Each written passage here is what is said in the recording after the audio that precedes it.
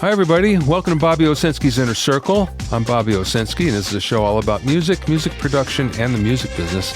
My guest today is producer, engineer, and mixer Andrew Scheps. But first, I want to talk about a question that a lot of us have, and that's who's buying vinyl? We know that vinyl is up 38% just in the last year alone, and we know that the sales are up more than 200% since 2008. But who's buying it? Well, you might be surprised because a recent survey found out that it might not be the people that you think. The survey found out that 56% of all vinyl, first of all, is bought by men. Okay, so that's not too much in one direction or another. I would have thought that it would have been more in the direction of men, but it's not. It's fairly even. It's not too bad. But what it did find was that almost 50% of all vinyl is bought by people under the age of 25. Who would have thought that? The next thing is ages between 26 and 35 buy 25% more. And I think what's really surprising here is that the baby boomers are only buying somewhere around 13%, which is really surprising because the baby boomers have the most experience with vinyl. And they're the ones that claim their overwhelming love for it and how much they miss it. And yet they're only buying a small portion of existing vinyl. Now, a lot of us think that the reason for that is they already bought the same title 3 times and they don't want to buy it a 4th. So that may be possible. But the interesting thing is the age 25 and under that are buying most of the vinyl. Now, it turns out that a lot of them that buy it aren't playing it. They're buying it as a collectible. So in other words, they just kind of look at it, and it's something that they put away and never play. And I guess that's okay because they're buying a music product. So that's all right. But it's really interesting that now we're seeing exactly who the buying public is. Another thing that's interesting is, how did this start?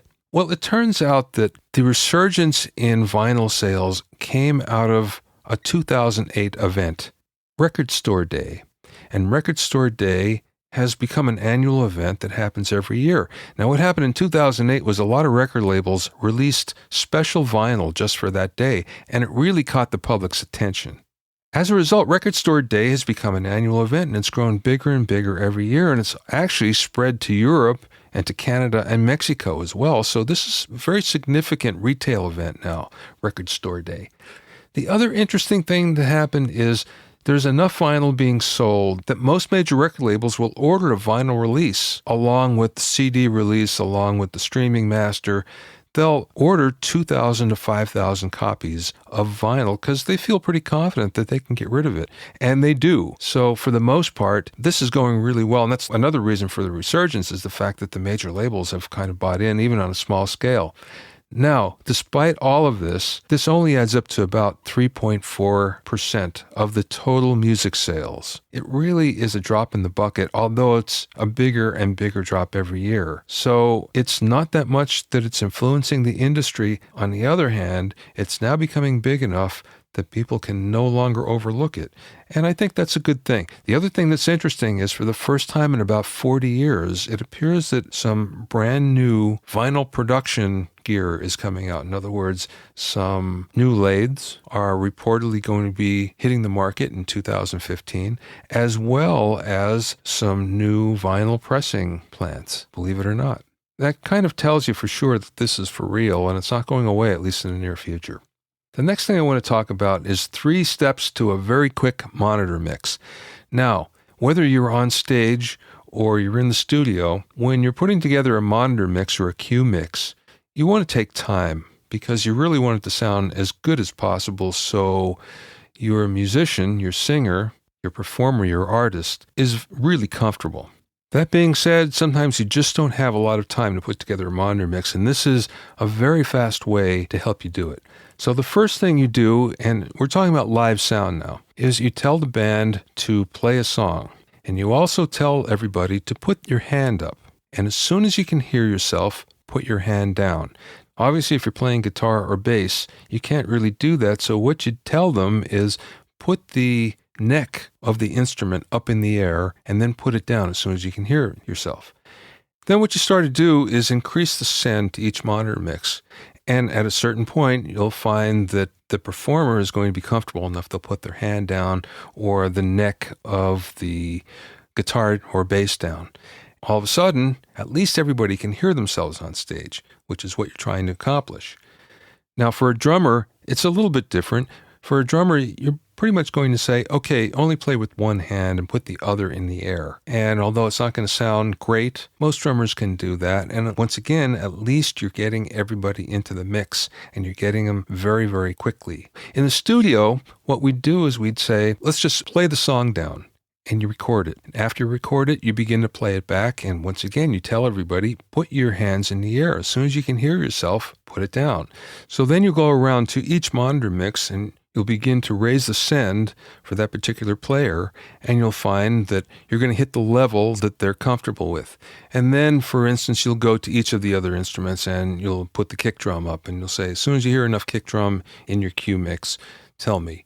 And again, they'll put their hand down. In a very, very short period of time, you'll get a reasonable monitor mix that everybody will feel comfortable with. That's a very fast 3-step method in order to get you up and running and get everybody happy either on stage or in the studio.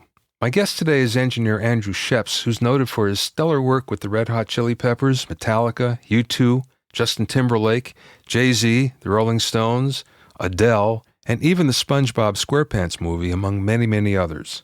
I spoke with Andrew via phone from his home in Los Angeles. Thank you so much for being with me today, Andrew. I appreciate it. It's very cool to talk to you. Absolutely, man. Thanks for having me on. Now, I know your background. Your background is, at least I think I know your background.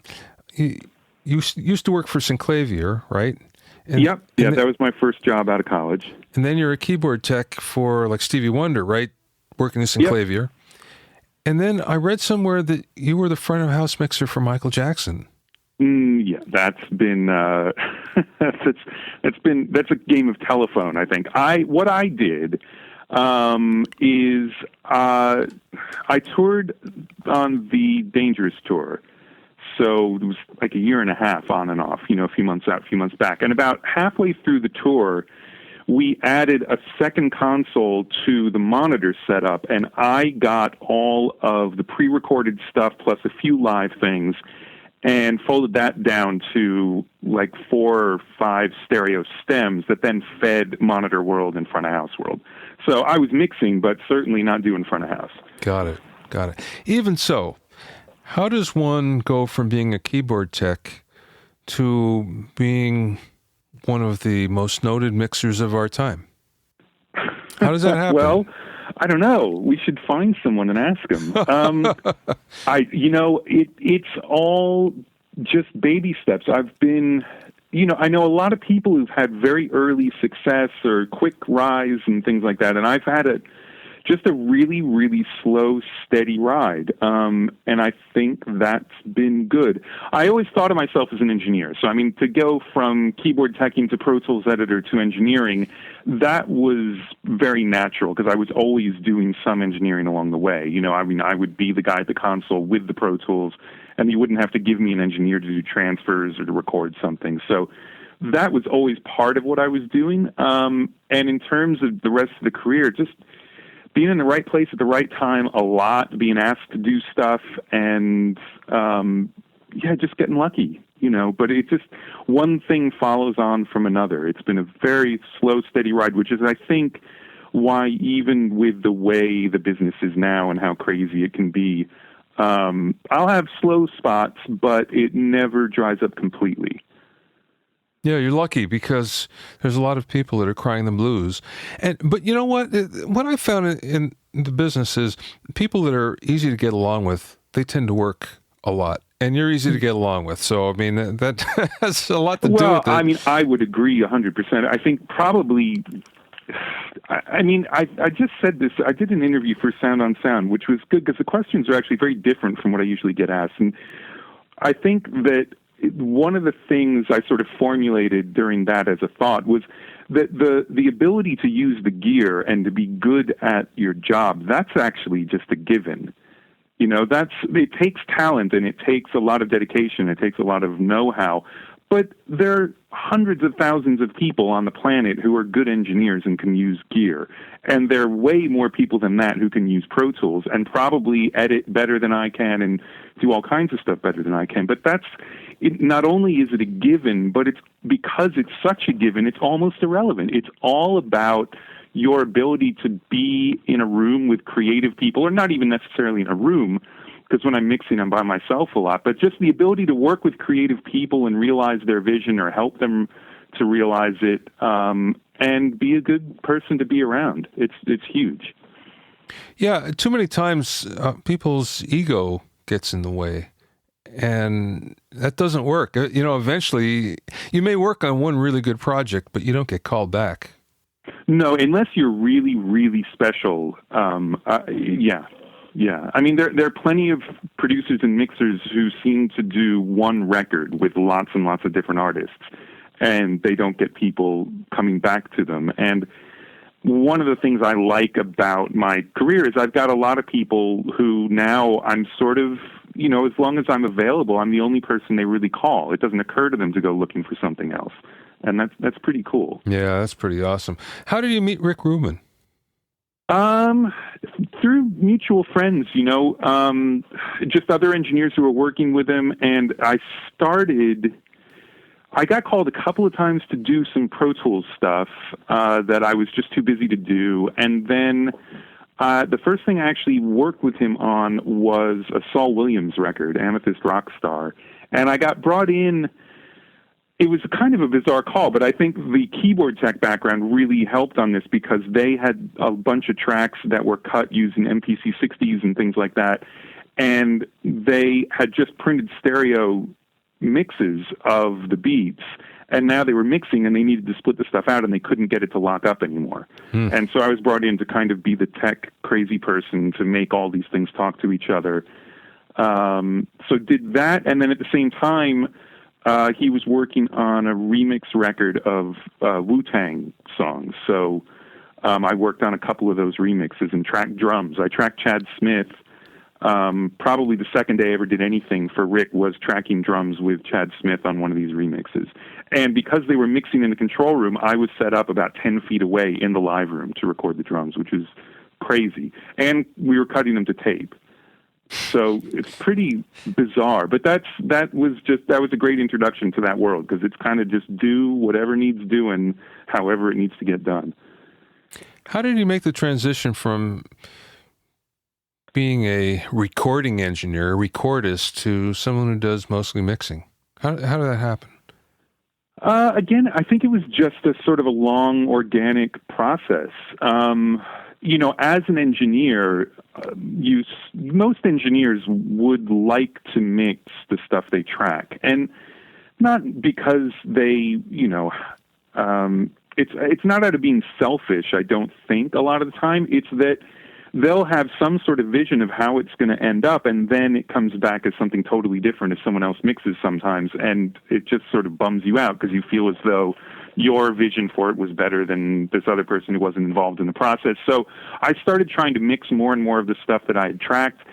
And then as I got better at mixing, there were people coming to me just for mixing. And then it was also a way to sort of introduce yourself to artists to say, hey, man, let me mix a song for you. And, I did a ton of stuff for free or on spec. And it just worked out, and then that progressed. And now, as much as I love recording and I love producing, it seems as though mixing is probably 80% of my work, at least right now. When you were doing mixes on spec, did you have a hit? No, never.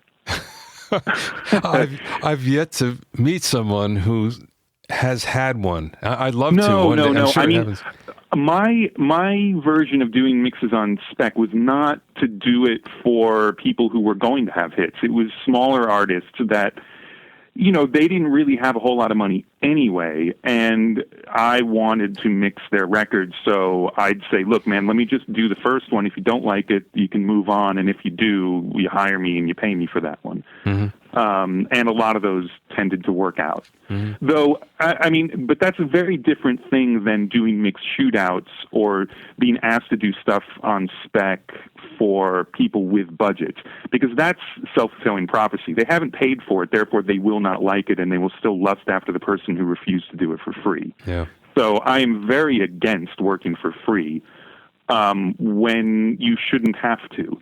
But it's a great way to get in with people who are at the same level you are. Whatever level you are at as an engineer or a mixer, I think you can find artists who are at that same spot in their career, and you can really team up and do something cool. And in that case, it's fine to do something on spec as long as everybody's cool about how the deal will progress if they like it and they want to start using it. You're not asked to do shootouts at this point, are you? Oh, all the time. You're kidding. No, all the time. And it's only in the last year that I've kind of refused. I'm not doing them anymore. Yeah. Try not to. But then if there's something I really want to do, I'll still do it. But I hate the idea of it, and I hate the sort of concept behind it. Yeah, I know it's been going on with mastering engineers for quite some time, actually. Probably longer than mixers, I would say. But yeah, I think so. And not to make any sort of value judgment about a mastering engineer's work, but it's a very different thing. I think that basically a mastering engineer can knock out a song much faster than you can do a spec mix. Yeah. It's just an amount of time. And obviously, if you're doing a mix shootout, you can't just like half-ass it and do a pretty good mix. You have to do your best mix ever, or you'll never get the gig. So in some ways, you even work harder when you don't have the gig than when you do, because if you're not spectacular, you're not going to get it. And that's another reason I stopped doing shootouts, because my mixes are not, I don't know what the word would be, but they're not showy, they're not spectacular sounding. There's never anything that really surprises you when you get it back. I think it's a really great, huge version of what you send. But when you're in a shootout and someone's added some amazing, crazy effects, or they've done something sonically more interesting, let's say, that may or may not be better for the song, that's the one that's going to stand out when you listen to 5 mixes back to back, and that's not what I do. So I'd never want to shoot out, ever. But, again, I'm not surprised, because your style is such, as you just said, you're just trying to enhance what the artist has done already. Yeah, absolutely. I mean, that's always my goal. It's turned into a bit of a line because I've said it so much, but I really believe that what my job is to take whatever the feel of the rough mix is, because those are usually super exciting, and that's why they decided the record was ready to mix, but have it feel like that, but have it sound like a record. And sometimes that's really, really difficult, and sometimes it's really easy. More often than not, because of how complicated rough mixes are now, it's really difficult, because there's stuff that's just totally wrong, and you can't leave it alone. But that's why the rough feels so amazing. So it's, my job is to find out how to recreate that emotion, but actually have it sound like a finished record. When you say totally wrong, give me an example. Like the kick and snare are really, really loud and you can't hear any of the cymbals, but the rhythm between the kick and the snare being that loud drives the track and makes it feel really fast. And as soon as you make the drums sound better, the track starts sounding slower. And how do you fix that? Something that just can't stay, or the vocal is bone dry and really loud, but not in a way that you could say, okay, that'll be awesome, we'll put that on the record like that. Like, you do need to do something to the vocal, but whenever you start touching it, it starts to fall apart in terms of the feel. So it's more that things that are sonically just, there's no way you could leave it like that, but because they're so bizarre and something is so out of whack, that it creates this emotional response that's very hard to recreate without having something that broken. It's funny, because I know a lot of mixers that will say, I never listen to the rough mix because it will just take me in a wrong direction. Now, obviously, that's not you. No, not at all. I mean, the thing that I never listen to is I don't listen to references, and I don't listen on other pairs of speakers, and I don't listen in the car while I'm working on a mix. But I'm constantly going back and forth to the rough mix, because there's always something about the rough mix that's amazing, always. And it's making sure that you keep whatever that is and then build a mix around it. And sometimes my mixes will sound kind of like the Rough, and sometimes they sound absolutely nothing like the Rough, but I'm hoping that the spirit of the Rough is there. So I'm not listening to it for sonics. It's just for feel, sometimes for arrangement and balance clues, as to what they actually want. But it's really just for the emotional impact of the song.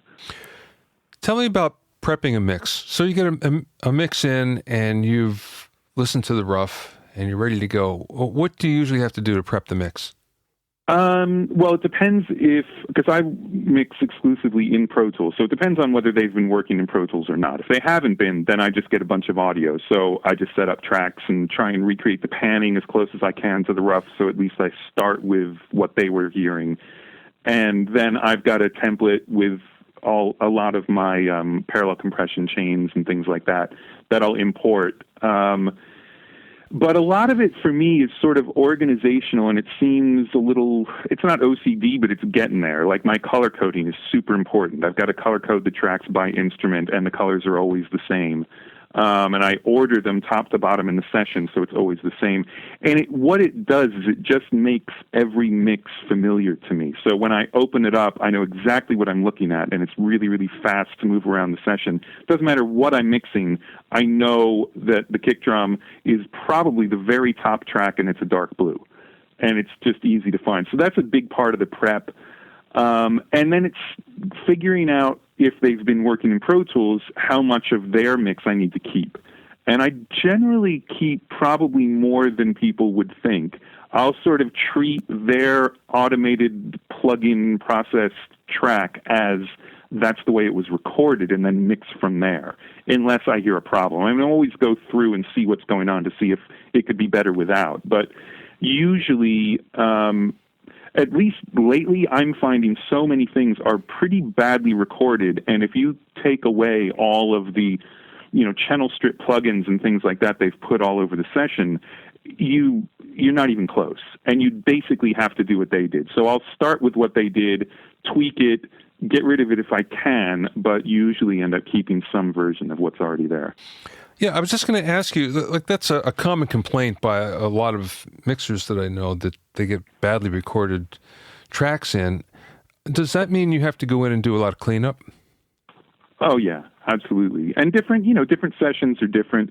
I think that the problem is that a really good recording engineer, aside from the sound, is also meticulous. I mean, from back in the tape days, if you didn't keep a good track sheet, you were screwed, because you'd have multiple things on tracks, and you had to have times written down, and you had to know where it was recorded. And now it's so easy to just keep making new tracks that people aren't meticulous about organization, but they're also just not good engineers, and they're not using good equipment, and they're not in good rooms. And that is fine, because that's the economics of the music industry. And it's also sort of the dynamic of the music industry now, the recording side of it.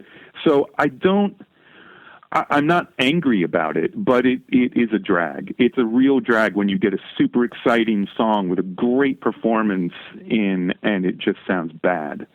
And you know how you want it to sound. You want it to sound huge, and it's very, very difficult to get there.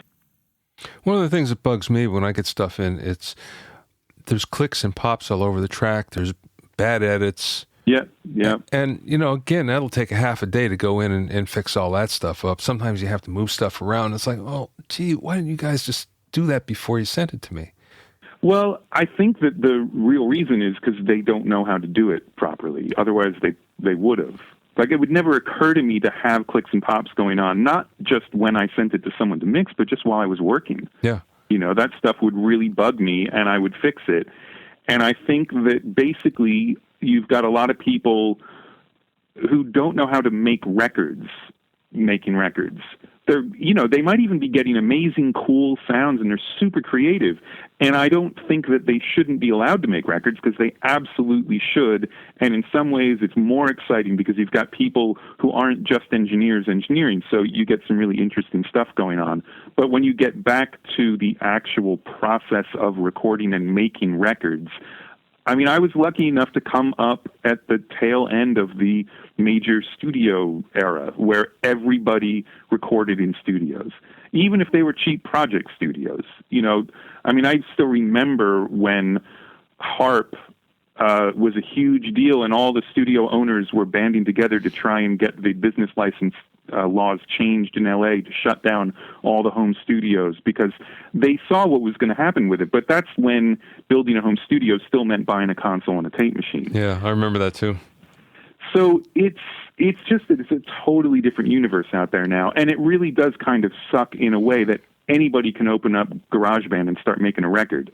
But the good part about that is there are a lot of super talented people making records who would never be able to otherwise. So it's a trade-off, and it really does kind of blow. But I don't think I would opt to not allow people who can't fix their edits make records. The problem is that they don't understand enough about it to leave them as bad edits that can be fixed. Sometimes they'll just go through and consolidate stuff, or they'll bounce out of Logic with the edits, and then it's a nightmare. But as long as it's fixable, I'm kind of okay with it, unless they're just being lazy, in which case I send it back and just say, look, you got to fix this. Yeah.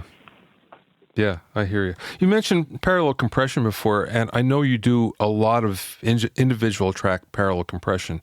How did you come up with that method? Well, I don't actually do a whole lot of individual track parallel compression. It's usually groups of things.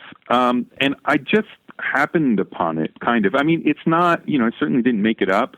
And also, parallel compression seems to be, that's like the hot thing for the last, 8 or 9 years. So, I'm just one of everybody doing it. One of the reasons I like it is because it keeps the uncompressed signal around, and it also allows you to get a bunch of level without really changing the peak level too much. You get a lot of RMS by using parallel compression. And I just love having multiple things going into unlinked stereo compressors or mono compressors because of the way they'll interact inside that compressor. So it just it mixes for you, but without turning down the uncompressed part of it. So fader rides are a little bit more sensitive, but they still actually do things because you're not just riding something into a compressor, you're also riding the uncompressed version of it. So I just love the way it sounds. And it's one of those things where what the compressor sounds like on his own is not only irrelevant, but it's almost impossible to check. You'd have to go through and solo safe a bunch of stuff and make sends pre, and you'd have to change things to even hear what that compressor sounds like on its own. So it's this great thing where you have to use your ears. And not only do you have to use your ears, you can't even use them to listen to the compression on its own. You can only check it out as it blends into the uncompressed stuff. And it becomes a real sort of, I guess, emotional reaction to the compression is the only way you can judge whether it's good or not. And I like that about it. So what are you using it on then? Kick and snare, I would assume, or drums, the drum kit as a whole? And everything. And bass? Absolutely everything. Really? I mean, in a typical mix, if it's, let's say it's a rock track, I'll have a parallel chain for the kick and snare together. So it's one chain. If I need it, I might have a second parallel chain just for the snare to get me some length, something like that. There'll be at least 2 stereo compressors for the rest of the drums that sometimes get kick and snare as well, sometimes don't. There'll be a mono compressor for the bass, the kick, and sometimes the vocal, just as important things that are up the middle sort of thing. There'll be a stereo unlinked compressor for guitars. There'll be a stereo unlinked compressor for keyboards. There'll be a couple of individual compressors for vocals, but it might just be for the lead vocal. There might be some for all of the vocals. There might be some just for background vocals. Then there'll be stereo compressors for everything except drums or everything except kick and snare. And then just how the stuff gets sent to that and how those are balanced changes on every mix. But the chains themselves are in my template, and I just bring them in, and I've got named buses, and it's really quick to audition things and just throw stuff in. And it's great because as soon as you start losing an instrument, you realize, let's say it's the guitars that are eating the vocal. We'll throw a bit of the vocal into the guitar parallel compressor, and now the vocal will turn the guitars down. Yeah. So it's this great I don't know even know what you call it, this percolating bubble of crap underneath where everything is interacting with everything else and helping sort of do your mix for you. And it makes your rides really have a big effect in the balance of the mix, but also without sounding crazy. You can really turn something up in the balance, but instead of it just sounding like it's way too loud, it's just taking care of everything else in the mix. What I find interesting is you're not afraid to double or triple compress something. Yeah, I mean, I suppose there are times when something could be hitting 5 or 6 different parallel compression chains, and then there's a compressor or 2 or 3 on the bus. Wow. So, are you hitting things hard? Usually not, no. No, I mean, like the main sort of stereo, everything but the drums compressor is usually a 2-to-1 or 4-to-1, and it's a few dB of compression. If I'm using a compressor on the stereo bus, nothing is ever doing more than 3 dB of compression, but there might be 2 or 3 compressors. Yeah. And some of them, the meters aren't even moving. It's just the sound of going through that. And the meter is moving, but it is actually doing something. So it's the way these things all sort of add up. But unless it's something specific, like really crushing a vocal or crushing kick and snare, they're usually pretty subtle. What's your favorite compressor? Oh, I don't know. I'd probably say an 1176 just because of how versatile they are. I mean, certainly for recording, that's the one I go to the most because you can get kind of everything out of that you might need. Yeah, it's funny. It seems to be such a go-to unit that, you can do no wrong with it almost. Yeah. I mean, it'll do just about any type of compression. There are a lot of other compressors I love for very specific things that they do, but that's kind of all they do that I like. You told me the other day that you've kind of went back to being mostly in the box. And 100% in the box. And considering the fantastic studio you have with the enormous wall of outboard gear, that's pretty amazing to me. Well, yeah, I mean, it came out of a bunch of things, but at the end of the day, if I didn't like the results I was getting better, then I wouldn't do it. I mean, I love all of the stuff about it logistically that is better than mixing on a console, the recallability, the ability to work on multiple songs at a time, all that kind of stuff. But if I didn't think that the mixes were sounding better, I wouldn't be mixing this way. And I've actually done kind of shootouts.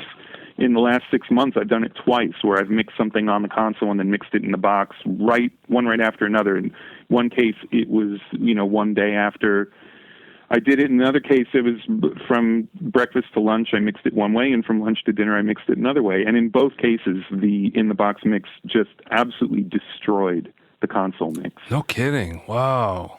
Yeah, not subtle, like, oh, how's my imaging, and nothing subtle about it. It killed it. And I think part of it is the amount of stuff that is in my template, even though I had that amount of gear patched up when I mixed on the console. But I think the template has evolved so much, and it's so easy to keep adding things to the template that I've got a lot more things available to me, whether or not I use them on any particular mix.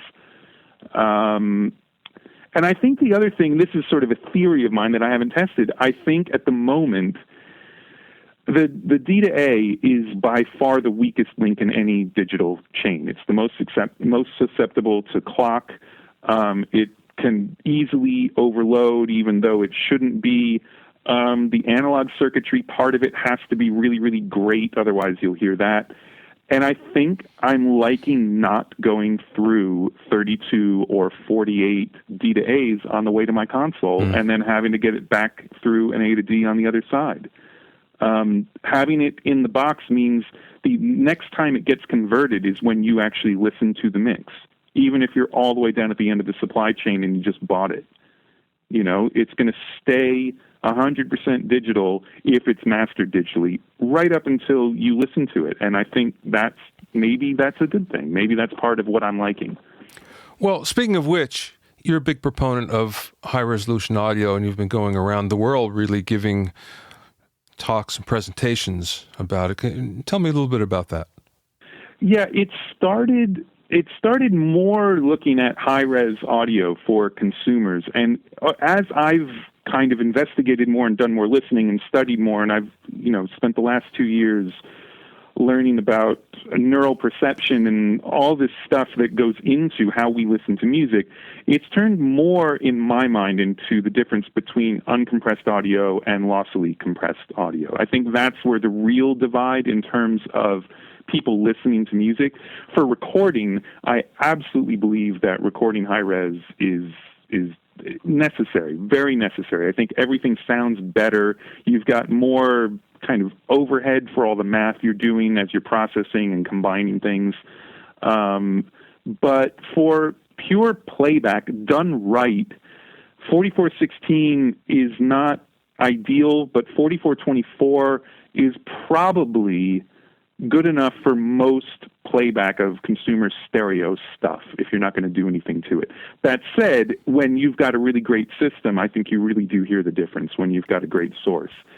But getting true high-res sources is very difficult because things have been upsampled. They're, 10 years in the sort of mid-'80s to mid-'90s, people weren't working above 48, certainly, usually weren't working above 16-bit, and they were mixing to DATs.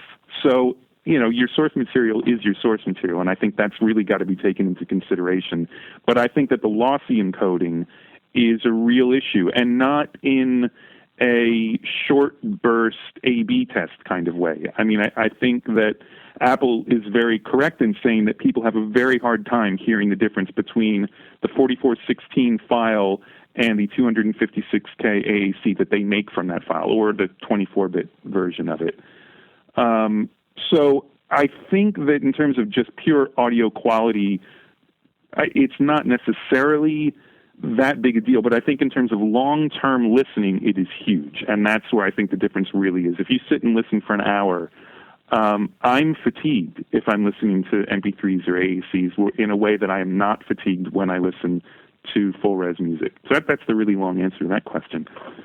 Well, I think that's one of the reasons why vinyl is coming back to some degree, although I read an interesting study today, and it found that almost 50% of new vinyl buyers were below the age of 25, as low as 12 years old.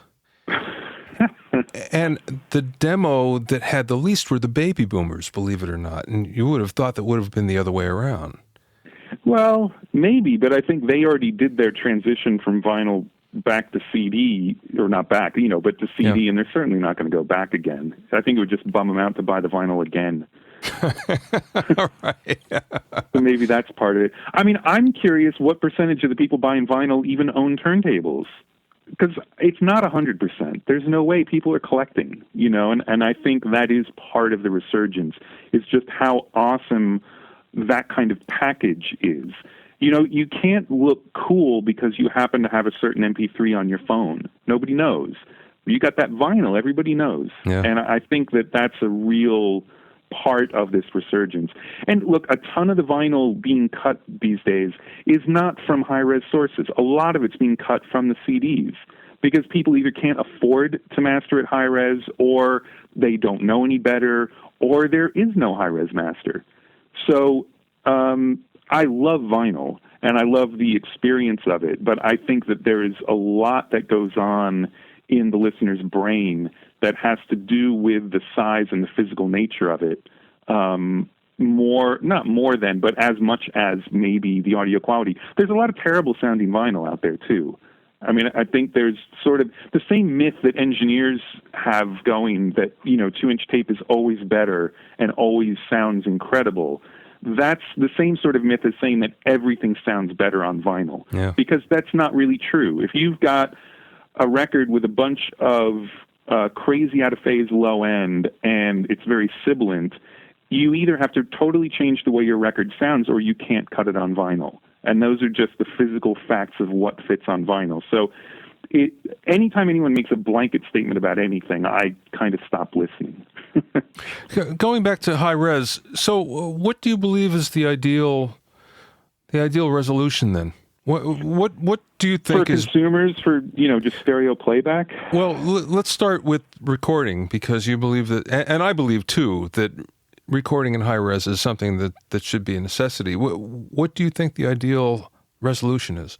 I record, whenever I'm recording, I record at 9624. And I get a lot of stuff to mix that's at 8824, and that used to bother me a little bit, but it was more because there were converters that didn't work at 88, like the built-in audio on some Mac laptops, so you couldn't work natively to do edits and things. So I sort of had a bias about it. I also have a little bit of bias against it because people work at 88 too because they think the math is better when they go to CD, and that's just so not true and irrelevant. Sample rate conversion is sample rate conversion. There's a lot of math involved. They're not just throwing away every other sample to get down to 44.1. So between 88 and 96, I would say work at 96, just because. It's not that much more space, and if you really believe that the sample rate is the most important thing, then why not go a little bit higher? There are people who I hugely respect who work at 192 now. Logistically, for me, that just doesn't work. I don't get the track counts I need. Plugins are not actually processing at 192 most of the time. It just doesn't work. Things get out of control. So for me, 9624 for recording is what I would definitely recommend. About 5 years ago, I did the test with 3 separate rigs set up, doing 48, 96, and 192. And I got to say, 192 was spectacular. It was a huge jump over 96. Really? Yes, absolutely. And it was especially so on organic type of sounds, anything that was acoustic, for instance. Just doing it on pianos and acoustic guitars and percussion and stuff like that. It was spectacular. It was almost, the old TDK commercials or Memorex. Is it live or is it Memorex? It was almost like that. So I'm a big proponent, but again, the horsepower that's required to do it, it's a little beyond us right now. I'm hoping that we're getting close to it, but it doesn't look like it's anytime soon, unfortunately. No, and when it does work, I'll certainly listen. The other thing, though, is I think that everyone who builds converters, there's always, at some point, they're done with the theory of it, and now they're just tweaking, and they're tweaking using their ears. And they're going to basically pick a sample rate. And from the few people I've talked to who will divulge kind of what the process was like as they finalized their hardware, a lot of them are making sure that it's awesome at 96. And so I think probably every piece of digital gear has a sample rate that it sounds best at, and it's not necessarily just to do with the sample rate. It's to do with a lot of things. Yeah, I agree. So it could be that, the tests I've done have been with gear that works best at 96, so I'm not really hearing this massive difference. Because if I heard a massive difference, then I would be doing it. But maybe I just haven't been using the right converters. You have a record label. Yeah. Why? I guess is the major question. Well, if you ever have too much time and too much money, start a label, because that'll take care of that. And the joke version of that is, you know how to make $5 million in the record business, right? Yeah, start with 10. Start out right? with yeah. $10 million. Yeah. So, basically, I think everybody who makes records for a living has seen labels screw up releases or do things they think are dumb. So, we all think, we could do it better. And so for years and years and years, I was thinking about having a label. And basically, there was a project that made me start the label, this band Low Roar. And it's someone I'd worked with in a previous band, and he started writing songs on his own. And we kind of made this amazing record together. Sort of not even, weren't sure it was a record at first. We were just like sending songs back and forth, and then like, it's a record, and what do we do with it? And I don't know how to shop a record. For some reason, I don't know anybody at labels who I can walk into and say, hey, man, you should put this out. And they say yes. It's never that way. So we just decided we would put it out. And, in the 4 years since I started the label, I've learned a ton. It is unbelievably difficult to release anything and make people aware of it. It seems as though there is absolutely no turnaround where the money you spend then makes enough money that you actually recoup. Every step of the way costs a bunch of money, and then all of a sudden your returns go up. But it doesn't ever. It seems as though something really needs to explode to actually break even. But it's in some ways it's one of the most fulfilling things I do too, because when something is working, like the new Low Roar record that came out in July, made a few end-of-year lists, including one blog had one of the songs as the number one overlooked song of 2014. And there are a bunch of bands on there. And then the record was number 30-something on a list above Beyonce. And so, it's well-regarded stuff that not only did I have a hand in making the record, but I'm the one who actually managed to get people to listen to it. And, you do that by throwing money at other people who then do whatever it is they do. But that's the reasoning behind it was just because I thought I could do it. And I thought, it'll be fine. I'd just break even. I'm not worried about making money. Man, I would love to break even. And I don't think it's ever going to happen, to be honest. But, it just goes to show you that it's a lot harder than everybody thinks. I mean, we're in the do-it-yourself era where everybody thinks that you can, and you can. There's so much that you can do yourself. But the problem is making something, creating something, is only the first part of the journey. It's all the marketing. It's all the infrastructure behind it. There's a lot that goes into it that's unseen. For 99% of the people making records, their record is no more valuable than a business card. Yeah. It is a business card. So it's trying to turn that into a commodity. And I think really the people making money are making it from publishing. They're not making it from any type of sales. There's no business model in place for the way people listen to music right now that's actually going to make anybody any money. Well, sales are, going down, even though, again, looking at the numbers, I'm shocked at the sales because you look last year, and I'm sure it's going to be a lot different this year, but last year there were 230 million CDs that were sold in the United States, and that's only what we could count. It doesn't include things that were sold off of websites, at gigs, et cetera. So right. That's still a big business. When you look at downloads, which is dropping like a rock, it's still a billion-dollar business. So when you look at the totals like that, you say, oh, wait a second, there's some money that's really being made there. But yet, all indicators are saying, oh, boy, that's going away, but fast. Yeah, I mean, those numbers are going down in everything except vinyl. And obviously streaming income is up, but not to the point where it makes up for the dip in all the other digital income. But I was going to make a point and it just flew out of my head. I'm a big believer that sooner rather than later, the music business is going to turn around on the back of streaming, and it will make up a lot of that. But we can go on that subject for probably about an hour. Yeah, and I the only thing I would say about that is I don't disagree that it will finance the major labels, but I really don't believe that it's ever going to finance the artists. I think the same sort of financial divide we've got just in general society is exactly what's going on in the music business. Yeah. The 1% isn't even 1%. It's about 0.5%, and they're making 99% of the money. And the aggregate income from streaming will absolutely grow to be a number that is massive, but so little of that will make its way back down to most of the artists involved that it's not, I don't know, I don't see that sustaining anything other than the major labels, just because of the sheer size of their catalogs and also because of the massive, massive licensing fees they get every single year from every person in the world who thinks they can sell music. Yeah, right. Right. Well, again, if you look at the numbers, there's a lot of money being made on streaming. There's a lot of money being made off of YouTube. But as you say, it's not trickling down. That's the big problem. Right. And even with the number of, the amount of money being made on YouTube, does that make up for the fact that it's a business model based on stealing copyright? And I don't know. I really don't think so.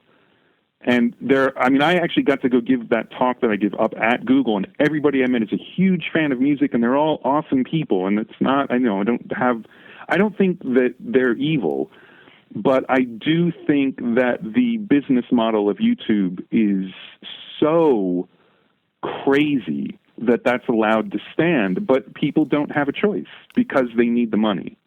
But that's all changing now because of Music Key. Is it really changing? Well, I think it will, yeah. Yeah, I think until they slap so many ads on the free version that people really hate it, it's not going to change anything. I mean, it'll be interesting to see the subscription numbers, but the only reason that free tiers of these services should be allowed to exist is as a proof of concept that is so... what sort of words can we use on this podcast? Whatever you like. That is so shitty, go easy there. Yeah. That's so bad that people really don't want it, but they say, okay, I really do want the good version of this. But YouTube is fine for most people. And you could argue about the audio quality on YouTube all day and about how horrible it is. But that's not what anybody cares about. What people care about is when they want to listen to a song, can they listen to it? And if they had to sit through 3 minutes of ads before they could hear it, they'd consider subscribing. If they sit through a 20-second ad that you can skip after 5, who cares? 99% of the people are going to be absolutely fine with that. Do you actually sit through 30-second ads when you're forced to? No. Never. Neither do I. I mean, I actually stay away from listening to music off of YouTube, first of all, on principle, but also I just hate ads, period. I mean, I don't ever watch anything live on television. I don't... I try to stay away from Hulu because you can't skip the ads. But the problem is our entire tech economy is based on advertising. That's it. That's the only income Google has is selling ads, period. Everything else is free or it's licensed for a little bit of money, but they're not making money on anything but ad sales. So, I just don't happen to like the economy we're in, I guess. Well, again, we can speak long and hard about this because there's so many aspects to it. Last question. What's the best piece of business advice that you either received from someone or you learned over the course of your career? Wow, I don't know. That's an interesting one. I mean, I think the best thing that I've done is to be terrified of not having enough money to, live and pay for my kids' school and eat and that kind of stuff. So I've been frugal and, I do have a ton of gear. 99% of it is old stuff that doesn't go down in value because I feel like, well, if I don't ever work again, I can sell it, Yeah. But that's not really business advice. That's just being cheap and terrified. So, man, I don't know. I think I guess it would be some version of the sort of realization that there isn't free money out there, especially in the music business. I think there's so many bands you talk to who, whenever they talk about the realities of having dealt with a label, whether it's a major label or a tiny label or whatever, a lot of their stories are negative. And they will say, man, I don't want to give up 88% of my income for what I'm going to get back. But as soon as anybody from any label bigger than mine shows up and starts courting them, they're falling all over themselves to get signed because getting signed is this magic thing. Yeah. And I think it's really important to try and stay realistic as much as you can because the music business is basically worse odds than the lottery at this point. But it's still the lottery. You can still have some massive success. I mean, look at the success of the Hozier record. It's just crazy. You did that, right? But if you look at the success of the Taylor Swift record, which when it came out did it come out in November or December? I don't remember. Probably November. Late November, yeah. That was the first record to sell 1 million copies this year. It was. So the first 11 months, nothing sold 1 million cumulatively. And nothing was even close, too. That was interesting. Yeah, I mean, number one albums will sell 50,000 on a bad week. Yeah. So I think trying to be as realistic as possible while making art but being very realistic about the commerce of it and kind of setting yourself goals that are reachable so you don't want to just kill yourself and you don't just bemoan the fact that you're not as successful as you want to be, but also really try and assess things properly and don't get carried away by, the concept of it. It's not even business advice, but I don't know. No, that's good, though. One thing that you mentioned before was about shootouts, about how, you don't win them and your philosophy on that. I think that's important because it's really easy to get pulled into that circle and never get out of it if you're not careful. Absolutely. And you need to give your work value. And so if you're willing to give it away, it's very hard to go back and say, yeah, but I'm worth a bunch of money. Yeah. And as much as, there's so many people like, oh, but you love your job. And yeah, but it's still really hard work. And even if it was easy, I still need to eat. So either nobody should be making records and nobody should be a musician because it's not something you should get enough money to eat with, or it's okay for us to want to get paid. And there's a real disconnect sometimes about that. And also, there are so many myths about, bands make money live. There was that thing that Bastille put up about how they lost money on their tour. Almost everybody loses money on their tours at this point. It's a little better now because the gas prices have gone down again, but you cannot make money on tours unless you're playing arenas. Yeah. And the opening acts, it costs an unbelievable amount of money to be an opening act on a tour. So this myth of, bands are just going out and getting rich, driving around in vans is crazy. So it's good for people not to think that's true either. The realities of the music business. Thank you, Andrew. Thank you. I wouldn't do anything else. I know, me either.